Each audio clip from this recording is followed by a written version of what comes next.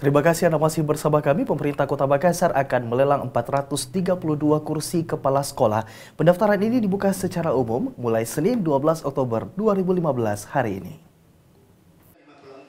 Pemerintah Kota Makassar membuka sebanyak 432 kursi jabatan kepala sekolah, mulai dari tingkat SD, SMP, hingga SMA di Kota Makassar untuk dilelang. Pendaftaran lelang jabatan kepala sekolah ini akan dibuka secara umum mulai hari ini 12 Oktober 2015.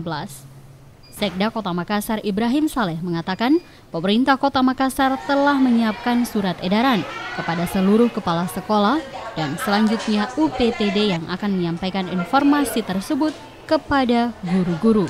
Ia memperkirakan pendaftaran akan mencapai hingga 3.000 pendaftar untuk lelang jabatan kepala sekolah ini. Kalau sudah 8 tahun, lebih bagus kembali jadi guru supaya kita kasih tunjangan sertifikasi. Karena semua kepala sekolah yang menjabat kepala sekolah lebih dari 8 tahun, maka tidak diberikan lagi tunjangan sertifikasi.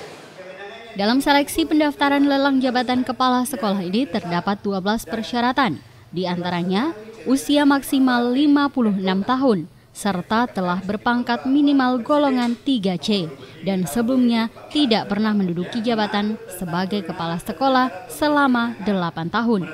Dalam proses asesmen calon kepala sekolah akan melibatkan lembaga dari Komite Pendidikan, Dinas Pendidikan dan Kebudayaan Kota Makassar, dan Baperjakat sebagai tim penilai.